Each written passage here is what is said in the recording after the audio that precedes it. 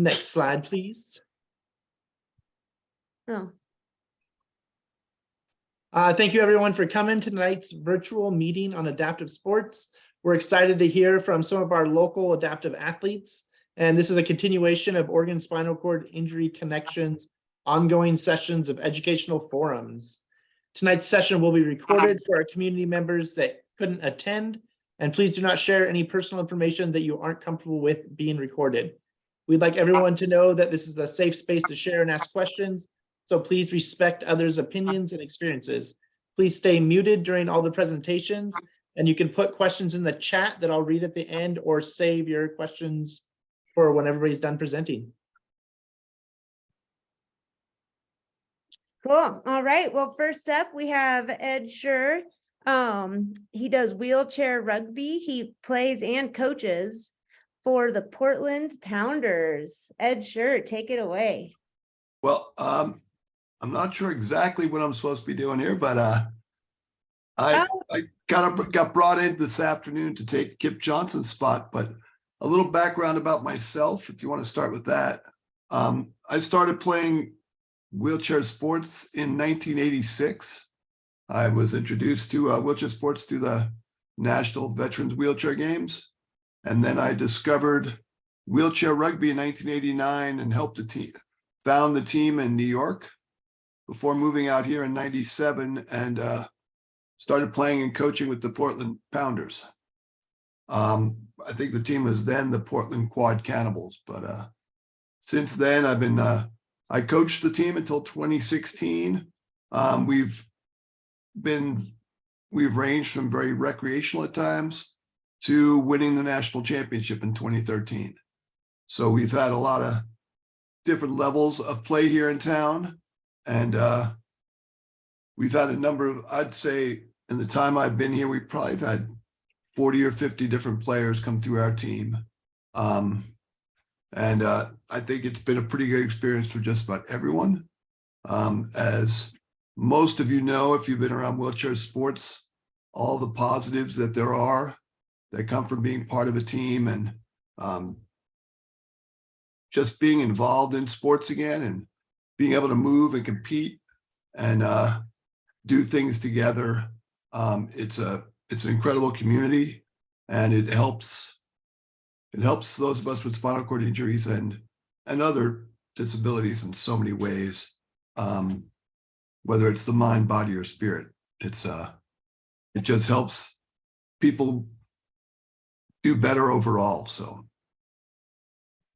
Ed, what level is the team at right now currently? Is it more recreational, or is it more competing? we're kind of in between. We're still ranked in the top 10 of the country, though. Oh, nice. I think we're actually struggling the most with gym time and trying to be able to get in the gym more. But we're also through COVID and whatnot, we lost some players, and we're definitely looking to find some more players to make practices better, to be more competitive, but also to provide more for more people. Yeah, I think the sport really got in the spotlight when Murder Ball was filmed and kind of got put out there. I know for me, I was freshly injured when I saw that, and it really, helped kind of shape my positivity. Murder Ball was an incredible movie, I think. And I was actually part of the US team during the first part of the movie. And my expectations, having met the guys who did it, weren't that high. And then when I saw the movie, it just blew me away. I was so impressed with what they did. Well, it's been many years since I watched it. I'll have to go through and look for you, rewatch it. You'll get me for about 8 seconds. Well, you guys up in Portland heard them. They're looking for more teammates. Yeah, and even if our sport is only for people with impairment in all 4 limbs. Initially, it was made mostly for spinal cord injury quadriplegics, but things have expanded a lot over the years.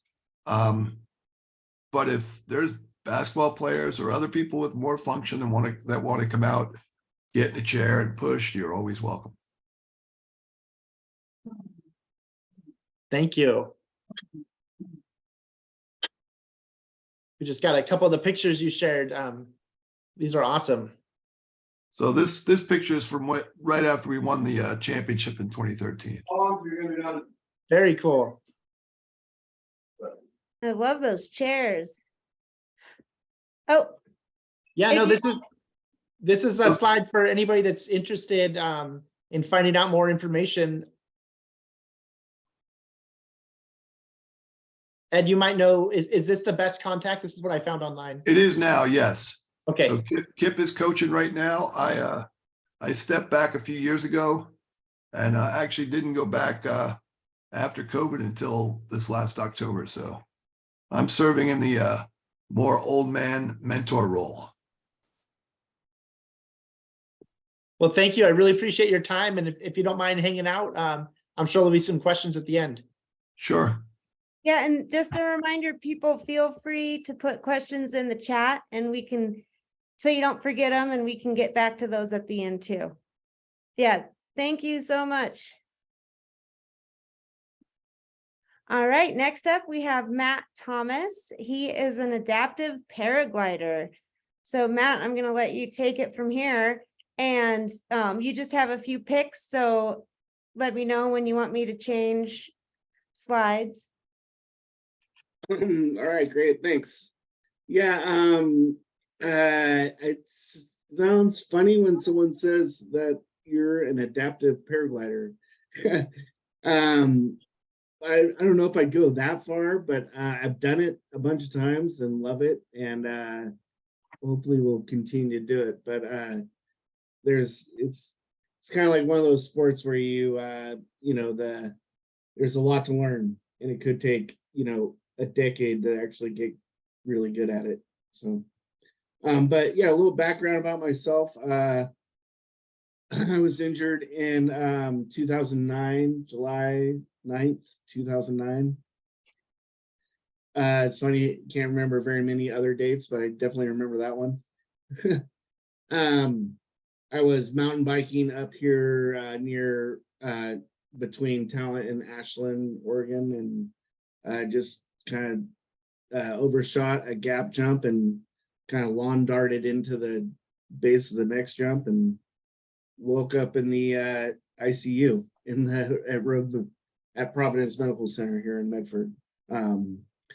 Prior to my injury, I was a very avid whitewater kayaker, mountain biker, backcountry skier, pretty much any, really into the extreme sports and pushing them as far as I could. I have a few first descents in a kayak. This is a picture of me, and the little red dot in the middle of the picture here is me going over a waterfall in the Sierra Nevadas on the Feather River.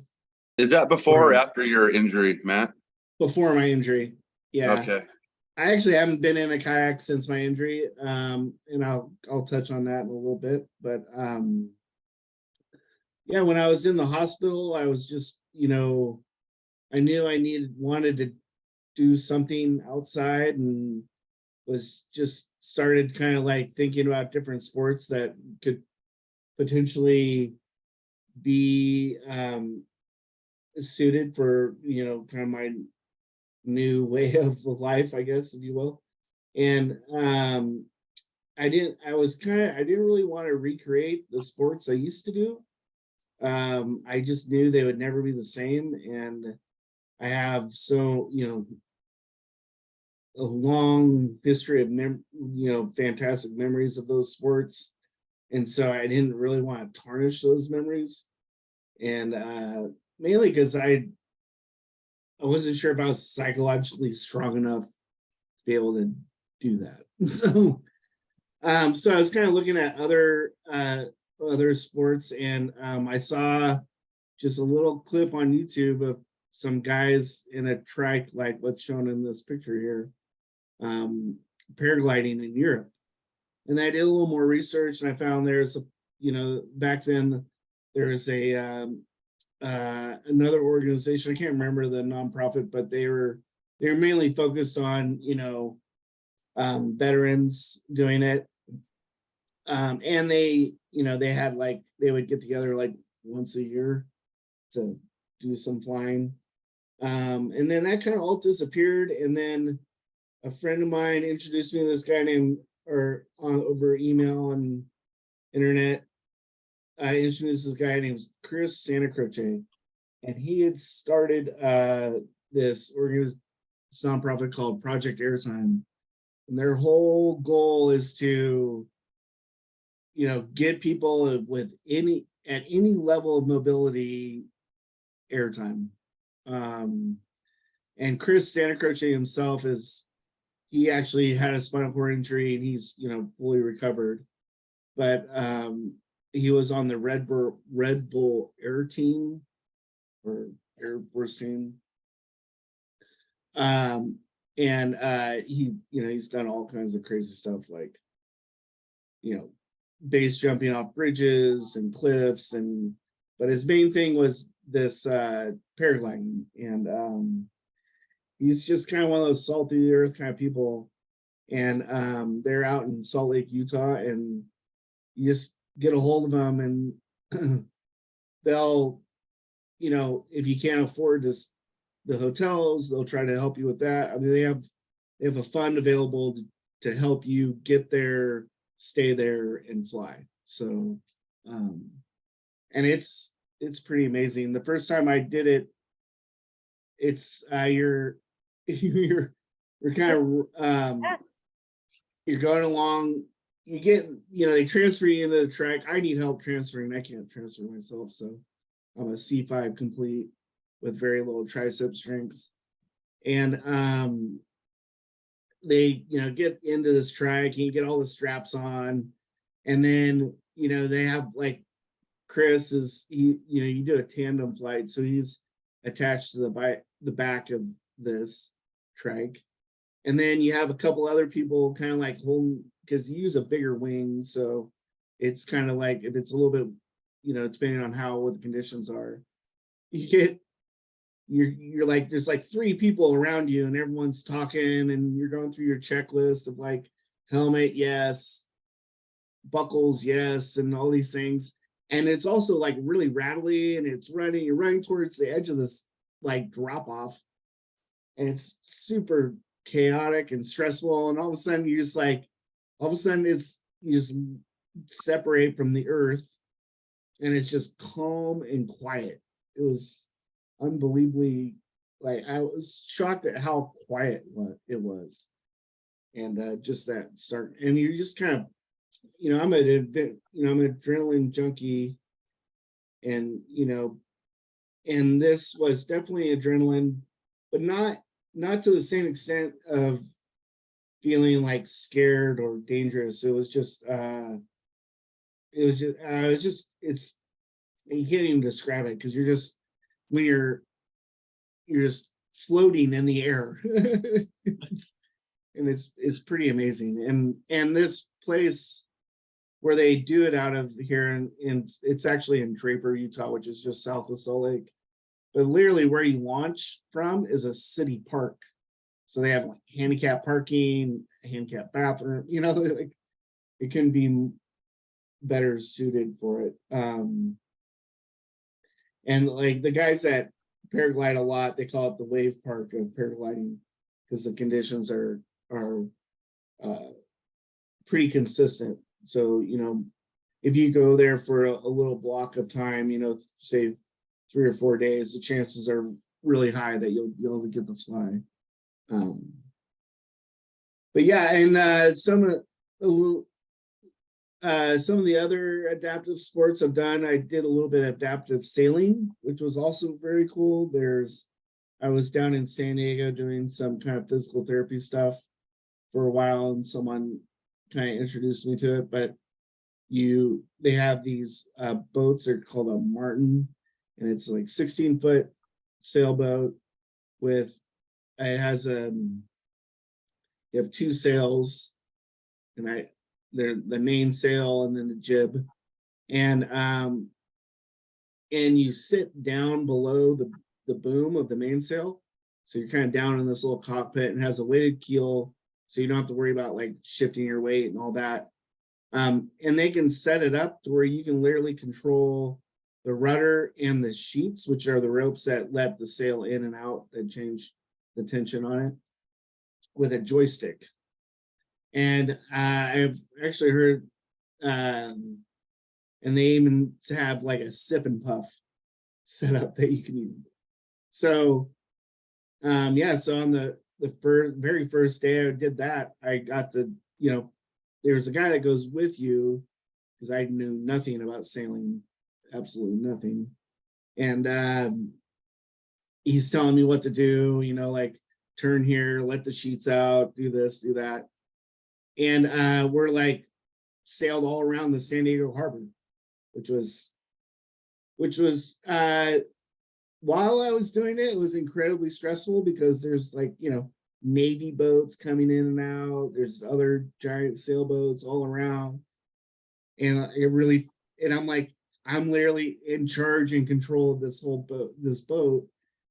And but then when I guess you call it type 2 fun, right? Like it's really fun to talk about now. It sounds amazing. Yeah, it was pretty cool. But yeah, and I haven't done paragliding in a while just because of my last trip was supposed to be during COVID, and decided to cancel. And then I had another trip planned, but when I got out there, I got a UTI and ended up coming home. And then I have a 6-year-old daughter and a full-time job, so I'm kind of busy. But I hope to get back out there to fly again. This paragliding is, if you there's a guy, Joe Stone. I don't know if anyone knows Joe Stone, but he's a high functioning quad, if you will, probably more along the paraplegic, for pragmatic purposes. But he started a chapter of Project Airtime in Jackson Hole, Wyoming. So there's 2 locations now that you can go to fly. And Joe actually does it fully independently. He has his own trike set up, and he needs a little bit of help here, to get this set up and lay stuff out. But it's definitely attainable. And they and when you fly tandem, you're not you're just a passenger. And then when you're in the air, if you have the functionality and can do it, they can hand you the toggles so you can actually fly a little bit yourself.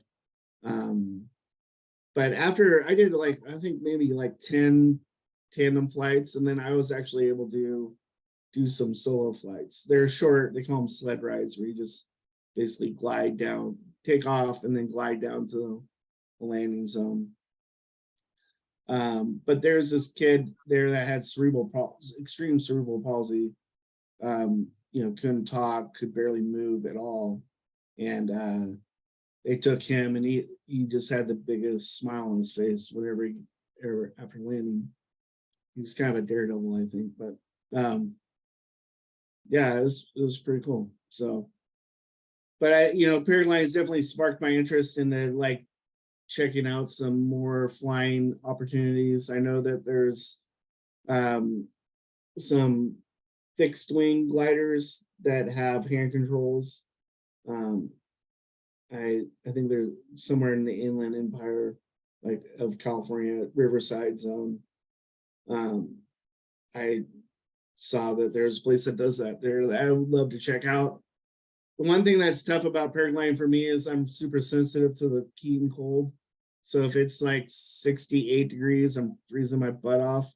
And if it's 74 degrees, I'm dying of heat. So I have not really, I'm being a little bit facetious, but I think you all know what I mean. When it's a little bit cold, I'm oh, cold, no, hot, too hot. Totally. And paragliding is definitely out in the elements. But if you've never done it, even if you're afraid of heights, I'm actually kind of afraid of heights, and I wasn't even sure if I could handle it. And it's like being in a plane, so you kind of don't have that, like, it's not like you're hanging off a cliff. You're kind of out in the air, just floating. And the other thing about the paragliding is that the wing is way above you, so you're literally like looking around, and you're just like air. You're just out in the air. So, One yeah. thing I noticed, the one time I got to try it with Chris, the paragliding community is kind of like the skiing community. Everyone's just stoked. Everyone wants to help everybody. I like that. I appreciated that about the paragliding community. Yeah, that was one thing that was one thing I noticed too. I come from the kayaking community, which is not very inclusive. Oh no. Or it can not be, you know, it's a little bit more like surfing than skiing. But it was amazing how fired up everyone was to just like see the chair take off. It was like a big deal for everyone. And everyone's, you know, willing to jump in and give someone a hand. You know, I've had people that weren't involved with Project Airtime help me get back into my normal chair and vice versa. And yeah, it's incredible, especially that community in Utah. It's a really tight knit group of people, and there's quite a bit of them. Southern Oregon has a great group of people too. I haven't got to know them as well. The logistics are a little bit harder here to paraglide, but there is a great spot to do it. So that's where you went to, Hannah, right? Off Yep, of Wood Rat, right outside of Yeah. Rouge. Yeah. Were you able to ascend very high? Yeah, we went up and up. I was pretty surprised. It was Yeah. pretty early days of my injury. So I was a little bit preoccupied being like, oh, don't have an accident, you know. Right. Right.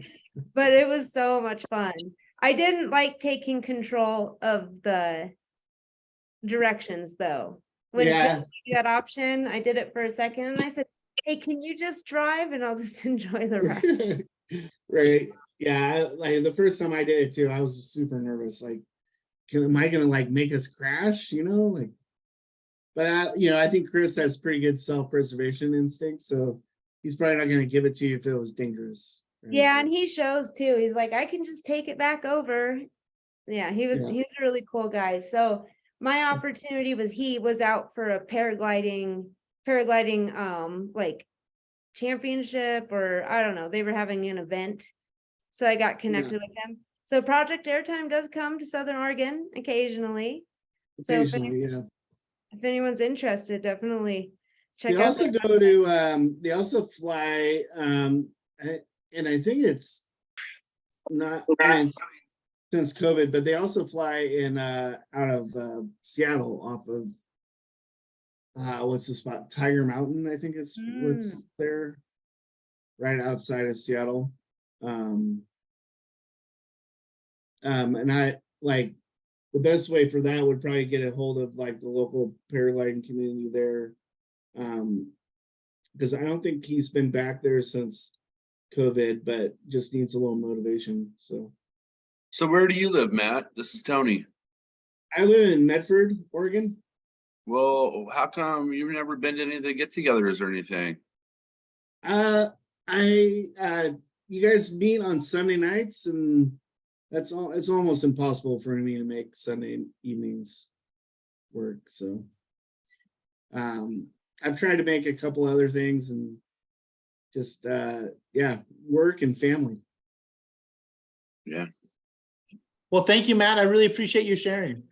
But Tony, I would love to make it to more. It's not that I'm disinterested. I would definitely love to connect more. So we'll definitely be sending you invites. I know we have an upcoming one on a Saturday, and there's going to be a bunch of kids there and a playground. So we'll get you looped in. And if anyone else has any questions or wants thing, I'm gonna put my email address in the chat here. Right on. Well, Matt, if you're able to stay around, there'll be a time for questions at the end too, but please also. Yeah, I will stick around. I just in Oh. case someone wants to hit me offline. Yes, that's this is awesome. my Thank you. email. So thank you. Yeah, All great right. job. Great job, Matt. Thank you. Thank you, Matt. All right, next up, we have Dan Jordan. Well, hi guys, how are y'all? I met Hannah when she strolled into my my business in Boise, Idaho. What was it, last year? This winter? It was last winter. No, yeah, this winter. It was the beginning of this winter. Yeah, and somebody at my hotel said, "Oh, you're in a wheelchair. There's this guy in a wheelchair who runs a brewery, so you should go check it out." Nice. So let's see here. Yeah, so my name's Dan Jordan. I live in Boise, Idaho now. I am originally from Colorado. That's where I was born and raised. And then I went to Alaska to go to college. And then was up there for almost 20 years before moving down here to Boise. So let's see here. I'm T11, 12. I was and it's been almost coming up on 25 years now, 24 years. And so my sport that I was in was rifle shooting. And there's a lot of people that don't know, but competitive rifle shooting, it's an Olympic event and Paralympic event. And it's actually the third most participated event in the world, behind track and field and swimming. And so it's very popular overseas. There's the US is actually one of the powerhouses in the world. It's just not as well known here for a number of reasons. But it's very popular. And so my story is kind of a little strange how I got into it, kind of a niche sport, I guess you can say. When I was young, nobody in my family was into guns, was into hunting, was into anything like that. I don't know where I came from, but it was just I was infatuated with guns from the time I was a little kid, and always had toy guns, always running around playing, always sneaking out to go to friends' houses to shoot with their big brothers' BB guns and stuff. When I was about 8 or 9, we moved out into the country, very, very rural. And since my parents didn't know anything about guns, they stuck me into 4-H to learn gun safety, because they knew I was going to be around it where we were living. And so this is one of the pictures of me when I was just getting going as a kid. And it was a very, very humble beginnings. I started out, we just shot in a cow pasture, one of the ranchers, just with targets up on hay bales and stuff. And so it just kind of learning how to shoot rifles, pistols, shotguns, archery, just any kind of shooting sports. Got involved with the county fair, and from the county fairs got involved going up into the state fairs. And at the state fairs when I really started to see kind of the other the more advanced levels of the shooting. And that's where I kind of saw the Olympic style, not just the BB guns and the pellet guns. So I started getting more competitive and getting involved with it. When I was younger, I played every sport. You know, I played football, I played baseball, I played soccer, I swam, and shooting just kind of slowly consumed my life. Just got more and more serious with it. And by the time I was 14, is when I made the U.S. national team. The picture there on the right was me. I think I was a sophomore in high school at that point. And I had won a couple of junior Olympic championships, made the U.S. national team, and started traveling internationally. So I started traveling the world when I was about 14, and got with the U.S. team. Did that for a number of years, and shooting is an NCAA sport, just like basketball, football, anything like that. And so I got recruited to go to college up in Alaska. at the University of Alaska Fairbanks. They had one of the real strong shooting programs. And collegiately, it's a huge program. There's teams all over the country, a lot of the SEC schools, all kinds of big schools, all the academies, stuff like that. After my sophomore year in college, I was at the time really getting into rock climbing and climbing more and more. And the rocks there that you see on the left, those are about 40 miles north of Fairbanks, Alaska. They're called Grapefruit Rocks. And me and a teammate at the time were rock climbing. This was May 23rd. And that big face that you see, I was climbing that. And I was all the way at the top, climbing the overhead, all the way up to the top where you see that little bump. I had protection. I had ropes. I had safety pieces in the rocks. And the girl that I was climbing with at the time, her name was Amber. She was at the bottom of that cliff on the other end of the rock. And as I was going up underneath that overhang, when I could feel my hands start slipping out of the crack, and I hollered at her, telling her to pull up the slack on the rope. And when I fell, the rock actually broke around my safety piece. I ended up popping, so that piece popped. I ended up popping the next 3 pieces because as each piece fails, it doubles the length of the rope, just creates more and more impact. And so I ended up falling about 60 feet. I landed on the boulder right next to where Amber was standing with the rope. And then I fell down. There's a rock slide below that cliff.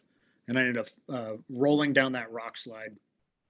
When I landed on the boulder, I broke my back, cracked my head, severed my spinal cord, and I rolled until the rope finally grabbed me. Amber was able to come down, put her arms underneath my waist and my legs, and I used my hands and crawled back up to the top of that rock slide. And then she had to hike out a couple of miles, go get emergency people. They couldn't get the helicopter to where I was, so they just dropped a guy down from the top with a board, and then they had to land the helicopter down on the highway, come up, pick me up, and then carry me out. It was about 6 hours from the time I fell till they got me back to the hospital. I ended up doing all of my rehab at Craig Hospital there in Denver, and I was super lucky because my sister lived about 3 blocks from there, and my parents lived about a half hour away. Super lucky. Denver. Yep, yeah, way lucky. Craig is the best. Yeah, they were amazing. It was as far as rehab goes, a great experience, right? And being able to have my family there every day was, a lot of people don't get that. So I was very, very lucky. I kind of laughed. The only thing I broke was my back. I was very fortunate that I didn't have a head injury because I whacked my head so good. I didn't have any other internal injuries, so I was still pretty functional. So I was in rehab for about 5 weeks, and I said, this is about all I want of this. And I checked myself out and decided that I was going to learn more on my own outside. So I was out, and about that time I was ready to go back to school in August. My parents weren't real happy with me. So I told them, I'm going back to Alaska in August. You can either come with me or not. And so they came up there, dropped me off, and I was in the dorms, and then they took off. I participated with the college team for a little while and just kind of helping out and being around. And then at the time, one of my teammates was from Sweden. One of his good friends and at his former club was a Swedish Paralympic shooter. And that was very good, still is one of the kind of legendary Paralympic shooters. And so I was very lucky that I was able to reach out to Jonas, and so I was actually able to go back from being on the open US national team to then learning the Paralympic sport side of it.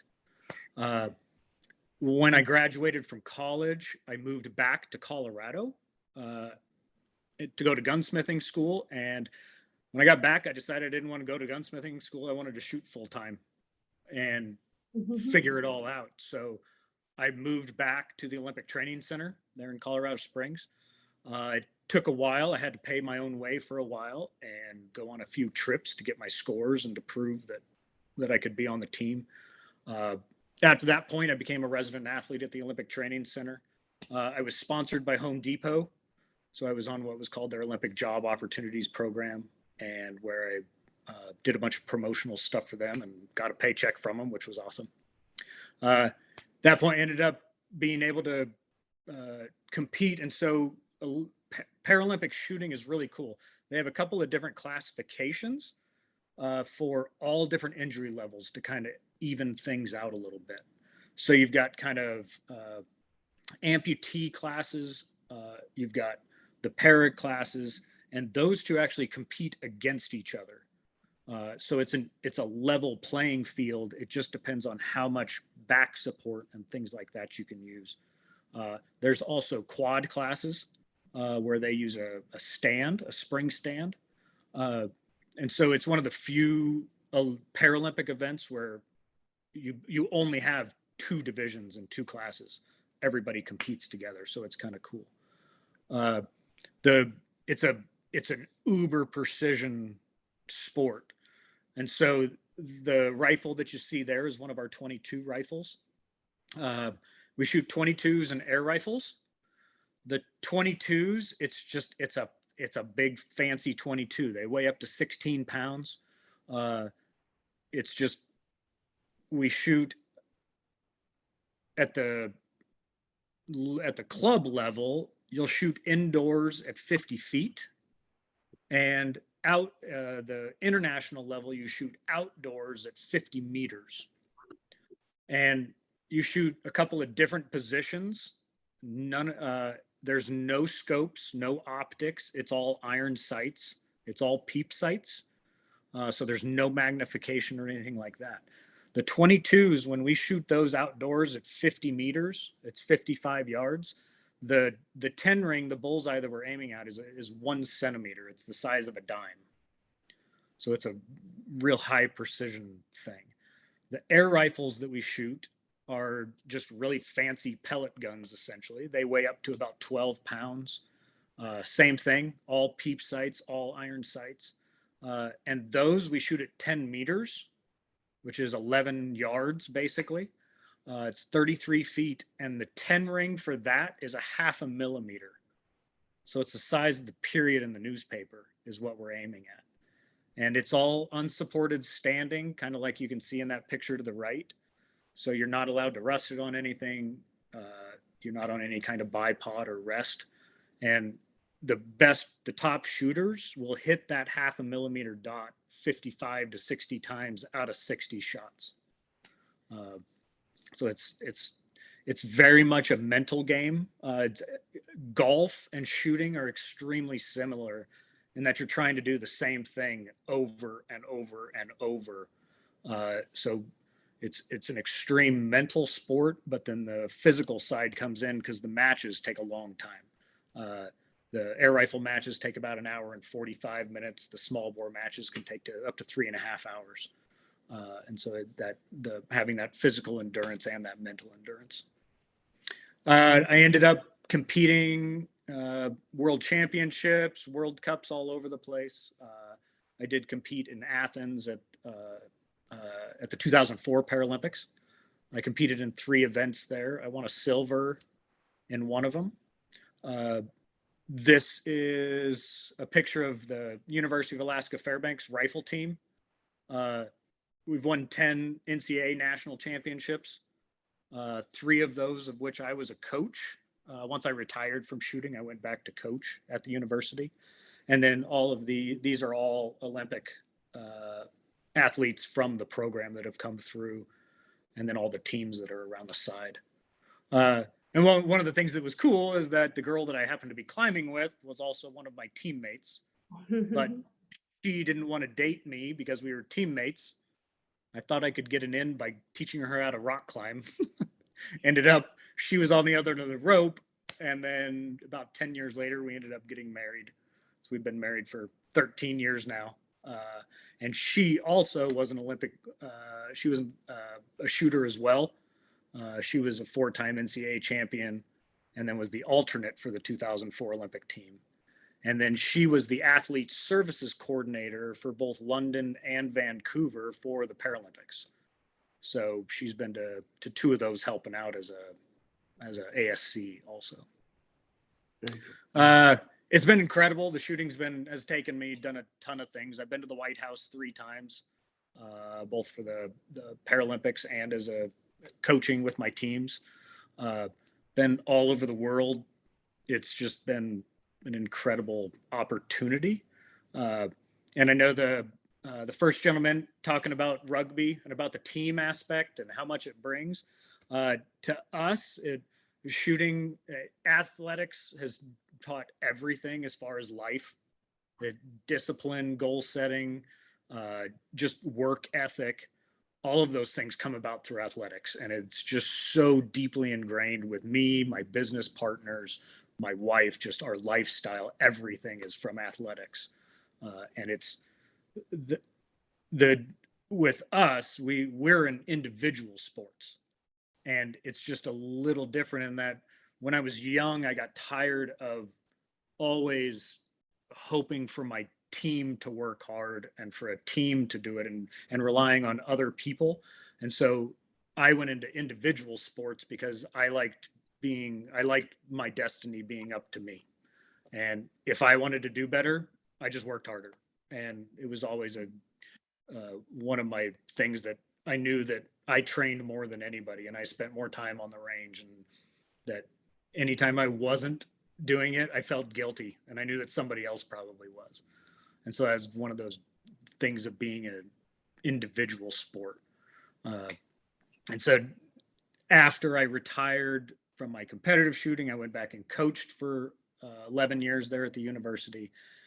Now, I decided, my wife and I, we were ready for a change up there in Alaska, and one of my former teammates, again, another shooter, he asked me if I wanted to move down to Boise, and now I own 2 restaurants and a brewery down here. Just a whole nother life adventure and another thing to work at. But I directly relate that and all of my opportunities in this business and everything I learned in athletics is what's leading to the success that we have down here. And if I'm not at the brewery and working, I'm outside doing something. I'm out hunting, I'm out fishing, always outdoors. I hate being inside, so always outdoors. And if you are ever interested in checking out the shooting, there's Oregon, the Northwest actually has a ton of competitive shooting. There's actually a lot of high schools that have high school shooting teams, 3-position air rifle teams, and the Northwest is a pretty big hotbed for that.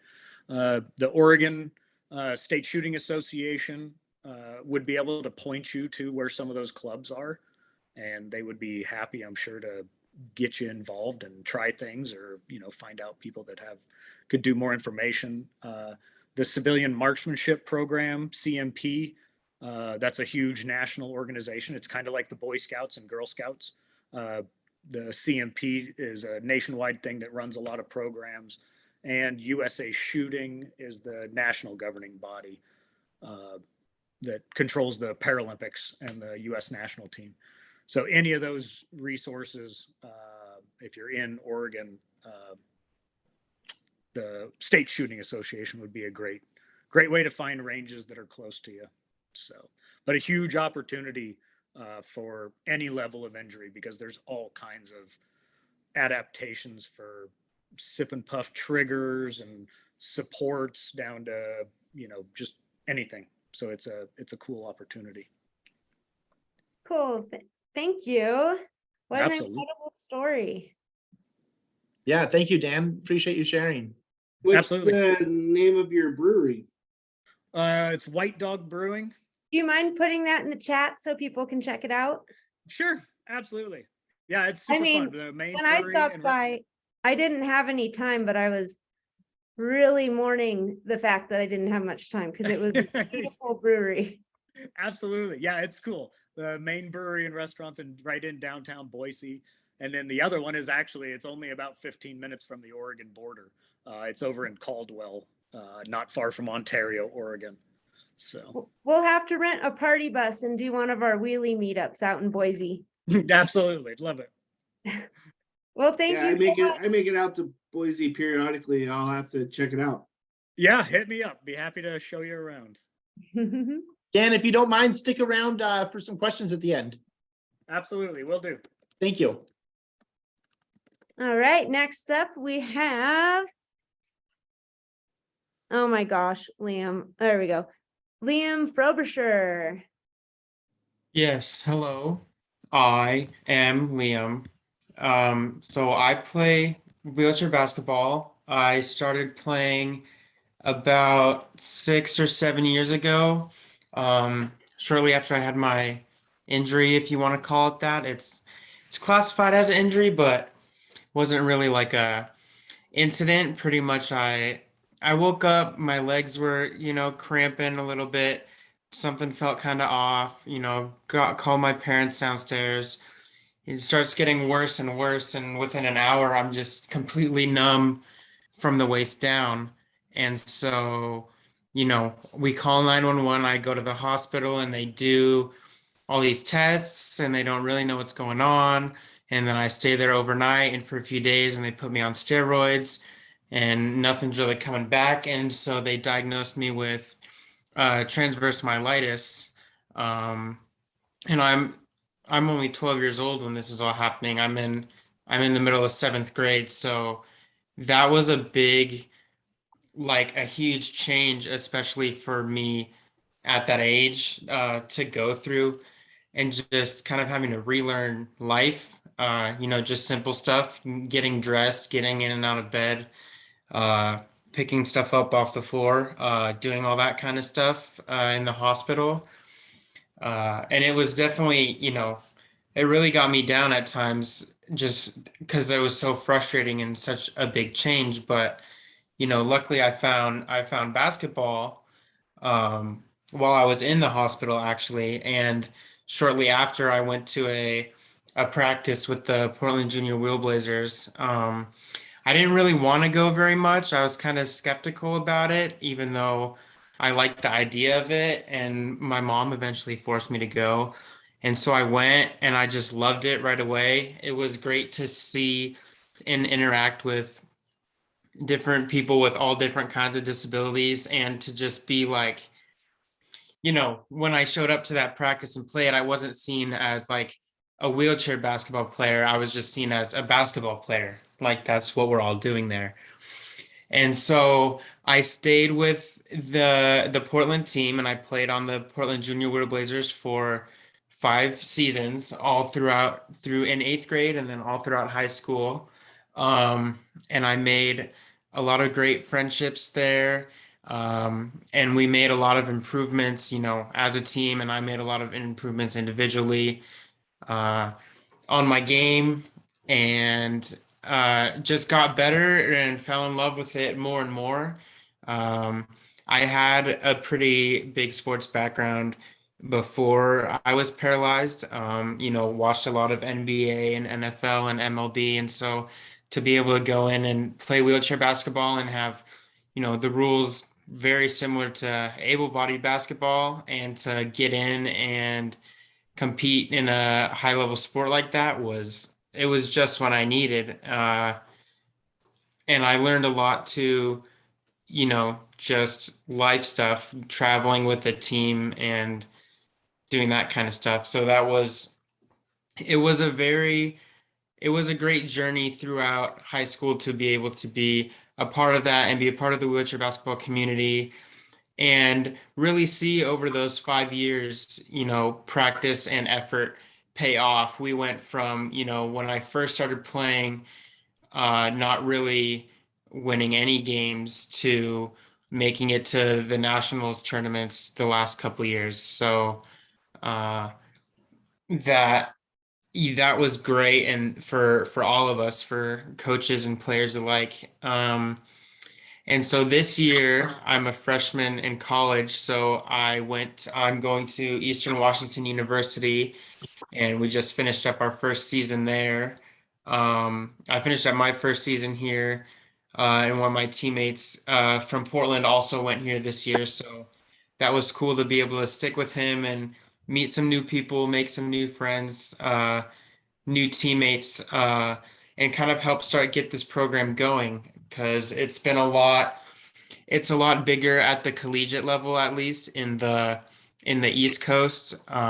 They've got a lot more teams there, a lot more established programs that have been around for a while. This is only the third season of Eastern's team, and it's the furthest team west. The next closest to Oregon would have been going to Arizona, and then after that, you've got to go to like Texas or Alabama or Illinois. And so I think taking this opportunity to help build up a program in this area and build up awareness for the sport and the competitiveness of it is something that I was willing to do. And I think that we did a good job at that this year, even though, our team didn't do too well overall, but I think that's just the beauty of it. And that's kind of what I signed up for coming to a new program is helping, grow this sport so that, for the next people coming in, they don't have to go through that. They can jump in and be ready to go and get out there and play.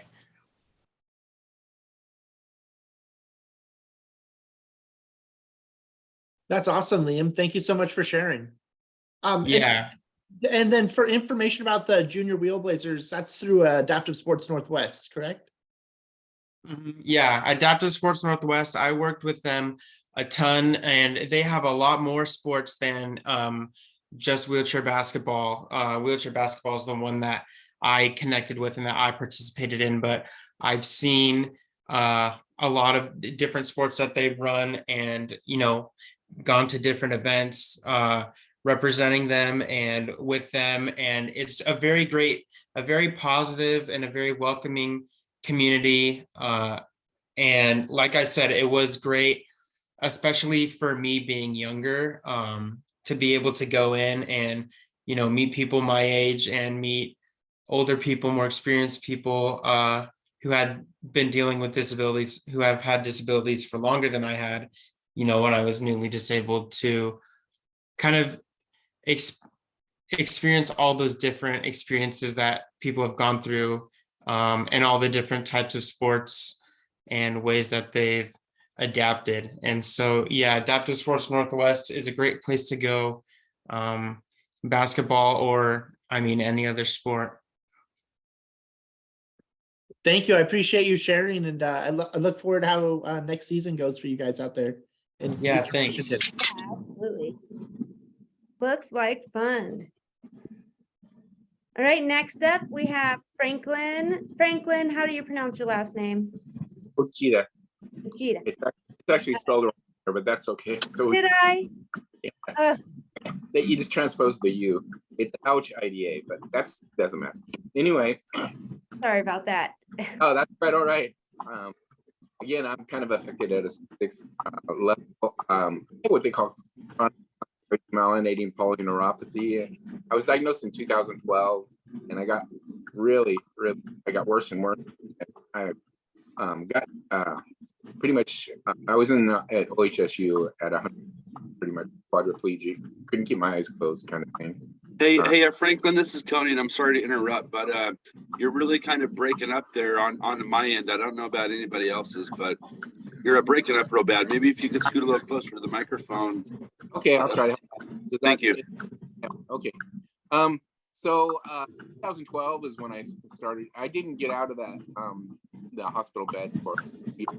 I lost all my muscle, and then slowly with infusions every month, I've gotten better and slowly been able to redeem a little bit of muscle here and there. I'm still at probably that level 2. I still am a quadriplegic with hand function not at all well.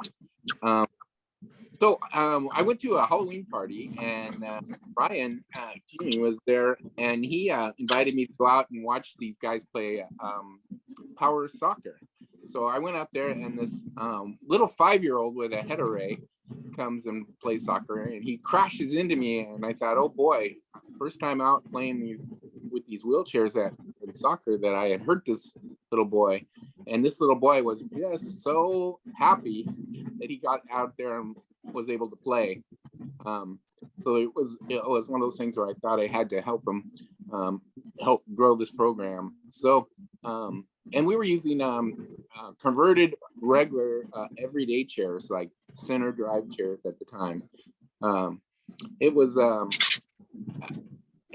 so that was about 2018 when we started, and we started in gyms. We played in gyms, and we had converted chairs with guards put on the front. First we had plastic guards, and then we moved to a metal guard, and we play with a 13-inch ball, as you can see the ball there, and so it doesn't roll underneath the chairs, and you can hit it pretty hard with the metal guards. So we practiced a lot of the plays and a lot of stuff in these everyday chairs until Adaptive Sports Northwest is our sponsor there, and we were able to get these Strike Force chairs. The one I'm in there is a Strike Force chair. It's a much powerful chair, and actually it's part of the a worldwide sport of playing power soccer, and it's one thing that a lot of can play as team members and stuff like that with this chair. There we are. So we have it has a lot of other rules that soccer doesn't have, like you have to stay 15 feet away from the defenders and stuff like that. So but it is similar to soccer in how we hit the ball back and forth. Of course, there's a goal and stuff like that. And we play on basketball courts, like you can see there. So we played at a few schools and stuff like that. There's Reed right there. He's the one that crashed into me back when he didn't have a metal guard there and broke his plastic guard, but he's got a metal guard there, and he's gotten so much better. He's really improved on his chair control and how he plays the game. And that's kind of this is out in Hillsboro. This is where we've been practicing lately.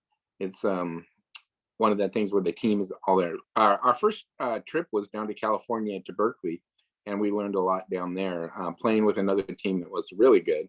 They had 3 national players on the team, because it is a U.S. sport as well as a worldwide sport. So you have to qualify to be part of the U.S. team. So we can go to the next slide there. So this is at a church that we played. So you can see the plastic guards here. This is how we first started. And there's the coach in the middle and a few of our soccer players there. So, and we usually started at churches and gyms kind of thing to start playing that kind of stuff. So we can go to the next one. Okay, and that's it. It's Adaptive Sports Northwest is the thing. It's really a neat sport for people to learn teamwork and how to set up things. You really need a lot of teamwork to win games and to do that kind of. Adaptive Sports is the one that has supplied some of the chairs and as well as fundraising, that kind of thing. And we do have he just went down to California and had a tournament to go to. You have to qualify for 6 games. And I think Ryan here, he can talk a little bit about the update there. Are you ready, Ryan? Yeah. There we go. So I am Ryan Keneally. I am the initial founder of Power Soccer PDX. It's been around since 2016 when I first moved here, because there was no Power Soccer program. Kind of like what Liam was doing, moving to a different area and not having wheelchair basketball there, and him kind of getting things going. It's kind of a similar kind of thing what I did when I moved here, and I didn't know this was going on, so I'm not prepared, so I apologize. I just got back from Folsom, California yesterday about 9 o'clock last night. We were down there. I took the competitive team called the Rose City Renegades. It's the competitive side of Power Soccer PDX. It's our competitive team. And we were down there for the Cap World Classic in Folsom, California, which is put on by the Sacramento Republic Power Soccer team. And this was our basically the competitive team's very first tournament. We've never played in a tournament prior to this. They've never actually played a sanctioned game before. We've had other games we've gone and traveled and played, but they weren't sanctioned, like not like referees or anything like that. And this was our first time, and we played 6 games and we won 2 out of the 6. Nice. That's Yeah, awesome. it was a really good weekend for everyone, and everyone had a great time. And we got the chance to meet with lots of other power soccer teams in California, and yeah, it was a really good experience. So, Well, Are you from California, Ryan? no, I'm actually from Arizona. Okay, that was my question because about 6 years ago, I was in Phoenix, Arizona, and first came across this sport there when I was at Ability 360. Yep, Ability 360. Yep. And I was so highly impressed with Ability 360. And for those of you that don't know what it is, it's like a great big state-of-the-art YMCA, basically, for people with disabilities. And they have all kinds of different exercise equipment for folks that are in wheelchairs, and they had, like, I don't know, 4 or 5 gyms there. I think four gyms or something like that. Yeah, like 2 courts and a swimming pool, and Yeah, they had two different swimming pools with lifts and everything in them. And I was so amazed at the power soccer, how fast those chairs would actually spin and how fast they would go across the floor. I mean, I'm in a manual wheelchair, and there's no way in hell that I would have been able to keep up with those guys out there on the floor. These chairs were so fast, and just the precision that these guys had, where they could be going across the floor, and then they'd stop, and then they would spin the chair around and basically like kick the ball with their chair. And it was really impressive. yeah, there's a lot of videos on our YouTube channel, Power Soccer PDX YouTube channel. The Rose City Renegades just recently created an Instagram account, so if anyone wants to go, and we're going to be posting up some videos and stuff from the competition on there, so you guys can kind of see what Tony's talking about, kind of see it in action. But yeah, it's pretty intense how quickly the chairs turn, to the point of, if you're not seatbelted or if you don't have very good trunk control and you're not harnessed into the chair, you're going to have a bad time. That's for sure. Throw you right out. They spin. Oh yeah, it'll just toss you out of the chair without a seatbelt, with how fast they spin. They're kind of like a bit violent of a spin. So. Well, I look forward to seeing some footage of that and a couple of the other sports tonight. For sure. Thank you, Ryan. Yeah, thank you, Franklin, for doing that. Good job. So I see we have some questions in the chat. These are all really good presentations, you guys. Really highly motivating, and so just goes to show you that where there's a will, there's a way, and not to ever put boundaries upon yourselves. Yeah, if anybody has any questions for any of the athletes, feel free to unmute yourself and ask. Oh, Jacob, I see you posted some pictures of you paragliding. Do you want to touch on that really quick? Yeah, sure. I just kind of jumped into it. Can everyone hear me all right? Yeah. Yeah. So I jumped into it this past September is when I first went out to Salt Lake City. I was there for 2 weeks, and I would say out of the 14 days I was there, probably flew about 10 of them. And it was great. I mean, they are so prepared to deal with basically any disability because they've done it so many times. And that was just the nice part. And the free flight chair, the paragliding chair that they have you in, is more comfortable than any wheelchair I've been in, any adaptive equipment. So I was in there for hours, and I mean, I'm typically, in my power chair, I'm just maybe an hour or two, and I'm ready to get out and switch. Just so for that being so comfortable, it's great. And then even when it's in the air, flying is just very peaceful and relaxing. And I was just very surprised at how easily it could be done.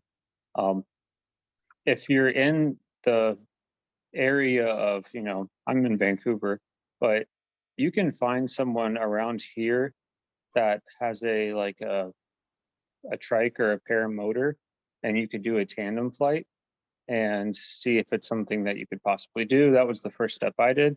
I could get you in contact with someone that could kind of just take you up in the air just to see if you have the strength in your biceps, because I think that's all it really requires. I mean, and Are, it's something. are you Sorry. talking about straight paragliding, or are you talking about paragliding with a motor that has the propeller, Jacob? Yeah, so I do both paragliding and paramotor. Paramotor does require the throttle in one hand. So if you don't have grip, it can be a little bit tricky, but it's still doable. And then as for paragliding, there are a couple sites around here. There's some in the gorge. Unfortunately, a lot of people like to go to the coast, and those aren't very accessible. Just like Cape Coanda is a great paragliding site around here, but it's on the dunes, and that makes it very hard to navigate for myself. And then some of the landing spots are all going to be on the beach, and it's how easily you can get the chair that you're in back onto a parking lot or something like that. Sure. But I've been paragliding out in the gorge. There's a place kind of by the Dalles area, and I was able to do everything and just have people help me out a little bit on getting up there and stuff. It seems like the gorge would be kind of a sketchy place because of all the winds and the up currents and stuff like that. And that's been like one of the things that is, that kind of that I have fear of. I used to be a tree climber and didn't have any fear of heights, but now I do. and so I've heard from other folks that like paragliding, you can hit like a warm current that's going up, right? Yeah. And so you can hit that thing and not even know it's there. And all of a sudden you're 2,000 to 5,000 feet higher than you just were, before you can even get out of it and stuff like that. That seems really scary to me. And paragliding, you rely on the winds. And then paramotoring, you almost don't want any of the winds because it's easier because the motor is your power. But that's what I'm totally into. I mean, having like an hour flight where you don't have a motor on your back and it's just quiet is amazing. And the gorge does provide some of that. There's a difference between soaring and like thermaling, which is kind of what you're talking about, where a thermal or a warm pocket of air will take you up. And then ridge soaring is when you're on a hill and you're relying on that wind that goes up the hill just to keep you afloat, and you kind of go back and forth. So that isn't as high, not as scary. But yeah, if you want to, people go up to the clouds and then they go, 20, 30 miles and land at a different site. And it can be pretty fun to explore like that too. Cool. Yeah, it Well, looks really cool. if you ever come down south, I know my first responder at my accident was a good friend and a major paraglider in the area. So we can get you hooked up. Well, and obviously Matt Thomas is down here too, but if you ever want to bring your gear down here and jump off mountain like you crazy paragliders do. Yeah, I'd love to. What area? You said you were in Medford? Or Yeah, Medford. Okay. And Yeah, it's out I in mean, the I'd love to. I got Applegate. all the gear. I got the exact same chair that Project Airtime uses. And then as well as I have the paramotor, I have like a trike that it's just a one-seater, but I use that too because it's pretty flat around here in Vancouver. But yeah, I got my wife into it so she can help me set up and understand it all, and she's pretty much better at it than me at this point.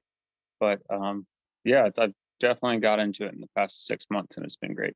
Sweet. Well, thanks for sharing, Jacob, and joining the chat. Yeah, thanks for letting me know about it. Yeah. Jacob, do you mind me asking what kind of hand function do you have for the paramotoring?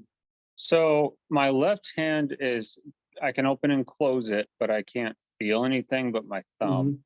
And then my right hand is just, my claw. So it's pretty closed, but when I get something in it, I can at least grip. So, but when flying or anything, if I were to let go of that brake toggle with the right, it'd be pretty hard to get it back in. So what hand do you use the throttle with? The throttle's in my left. So Yeah, so I kind of just, you know, you got to use that motion. So one of the brake toggles is just sitting there and I just hold it like that. So, yeah, Okay. it's definitely been interesting. Not having feeling in the fingers can be a bit challenging, but it's doable. And it's been a learning curve for sure. Cool, Oh, that's we- awesome. If you're ever in this area, I'll let you whip around on it in the driveway or something like that if you want to practice the throttle and everything. We have a question in chat that maybe Matt or Jake, if you could answer, but somebody asked if you might be able to provide a price range of how much like paragliding costs to get into, or to go to like Project Airtime or one of the other places. Yeah. For training, it's almost you definitely should go through Project Airtime. Most instructors will charge anywhere from 2,500 to 3,500 just for the training alone. And then the actual wing can cost about the same price range, anywhere from 3,000 to 4,000, and it gets really expensive pretty quick. So with Project Airtime, I mean, I was trying to pay Chris just, you know, just because I felt like I got a lot out of it, and he just would not accept anything. So I ended up, you know, trying to do a little donation to Project Airtime at the end, but he's extremely helpful in everything. So he did all the instruction for free. And like Matt had said, he can help out with some lodging or anything if needed. It's a very pricey sport to get into at first, but then once you have the gear, it's virtually free to go out and do whatever you want. Did that answer whoever's question? Sorry, Matt, if you need to say anything too, go ahead. Yeah, I was just gonna say, if money's the only object, you know, definitely get a hold of Project Airtime, because they'll kind of do whatever they can to make it work out for you. You know, like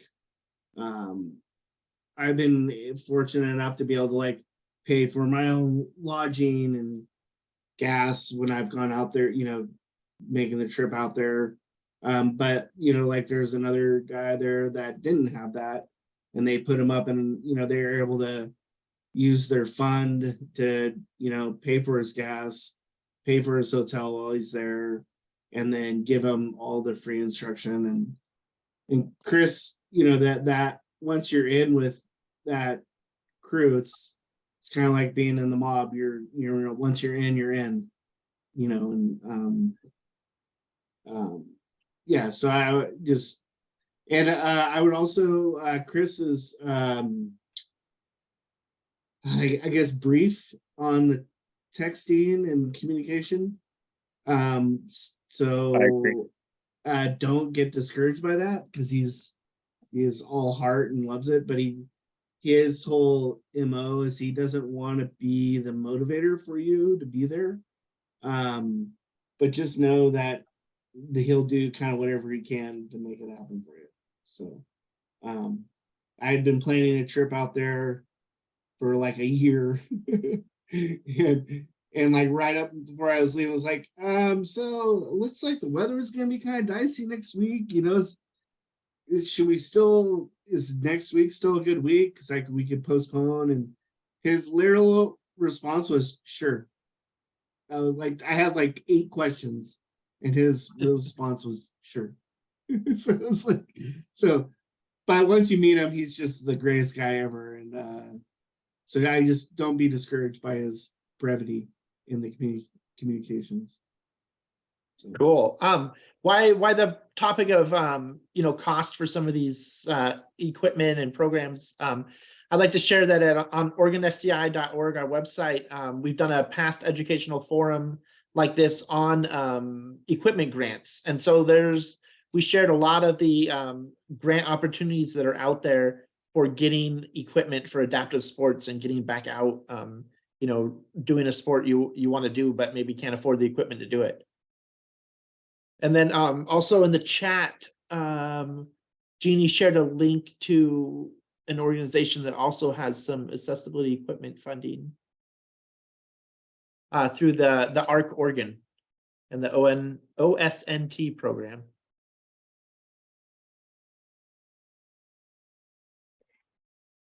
Oh, and then I also see a question about parachuting clubs in Portland. And didn't we see one of those, Casey, when we were looking it up? Yeah, and so if you go back a couple slides, well, you don't have to go all the way back, but I can do it. Oh, I can share it with you, Franklin. I think it's OSSA has a Portland chapter. Oop, back a couple, one more forward. there right we go. So this is who you would reach out to find out about the local para clubs.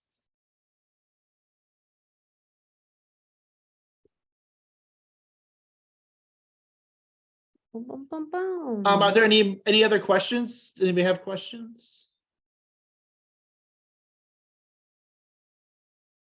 Dan, are you still here?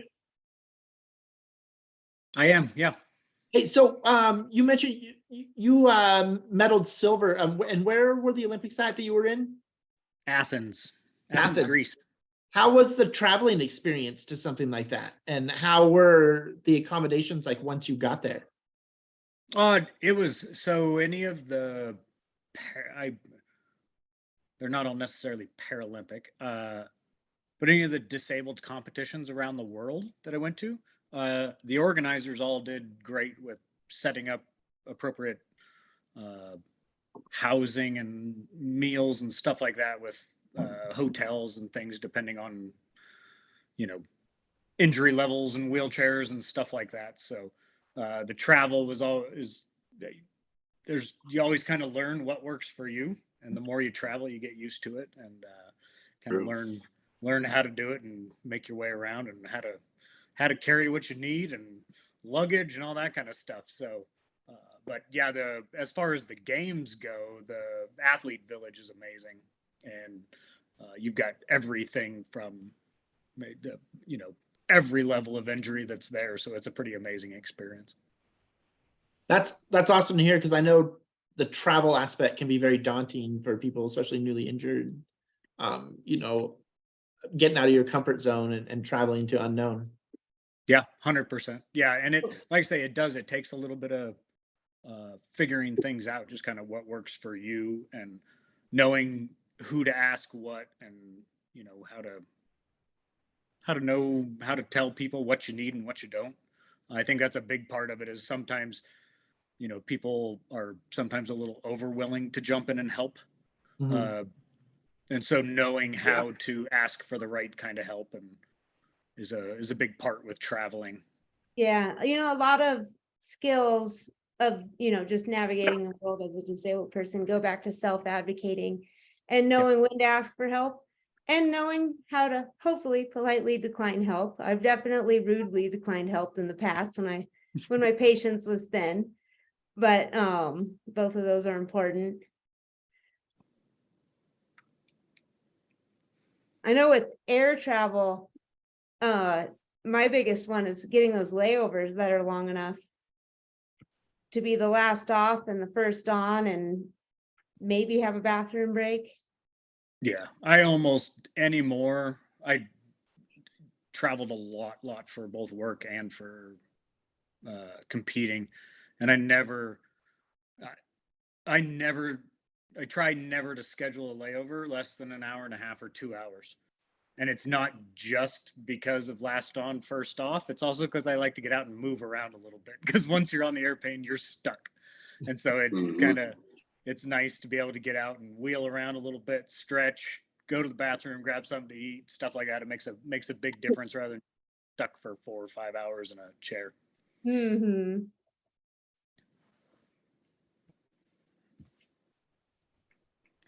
Awesome. Are there any other questions from anybody? Not for me, just big thanks to everyone. Yeah, those were some great presentations, definitely inspiring. I've been kind of stuck in hand cycle land because it's easy and at my own pace, but I want to look into some of these team sports. I don't know what Medford has going on these days. Tony, you used to do basketball in Medford, didn't you? Yeah, basketball. I just do a lot of hand cycling, 30 miles, 30 plus miles. Has anybody done a hand cycle? Have you guys done racing? I don't Tony, know. did you do downhill racing? Well, they have those racing wheelchairs, right? So it's kind of a.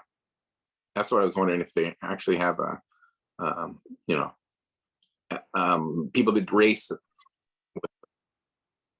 Are you talking like the 3-wheeled racers, the 1 wheel in the front and the 2 in the back? Yeah, like those, or even the hand cycles. Don't they race too? Yeah. Yeah, I used to travel around with a couple guys and race, or like farthest we went was like Eugene. But yeah, that was years ago. I want Yeah, to do a lot. we need more we definitely need more activities down here in the Medford area. We have Yeah, a lot maybe of it's a lot time of to folks with spinal cord injuries down here, and they're in wheelchairs that would really benefit from, you know, getting out and being active. And you know, it'd be nice to have somewhere in Oregon like an Ability 360 like they do in Phoenix, Arizona. That place is just, to me, that place was off the hook. It was so cool, man. Yeah, that would be great. And we will see what we can do to get that going in Southern Oregon. In the meantime, I know not everyone here is in Southern Oregon, but we do have a huge hand cycle event April 29th in Blue Heron Park in Phoenix. We'll be sending reminders out. Awesome. If there's no other questions, I just want to thank everybody that came and spoke tonight, and then also everybody that came and listened. There's a lot of good info, and I really appreciate everyone sharing. Yeah, thanks, guys. Yeah, thanks for organizing this. This was Thank great. you for putting it on. It was great. You're welcome. Thanks for having us. Absolutely. Cool. Right on. Ed, sorry, one last question for you. Are there matches coming up in Portland that people could come watch? No, we actually we were supposed to host in February. It got snowed out, Gotcha. but we haven't been able to reschedule. The team just got back from Vancouver, BC this weekend, and nationals are the end of April, and that'll be the end of the season. So we're hoping to host in I think it's October, and we'll definitely let you know when that happens. Yeah, you have my email. Please reach out and I'll get it out to everybody, because it'd be cool to get a group there to watch. Awesome. Thank We'd you. love to have you.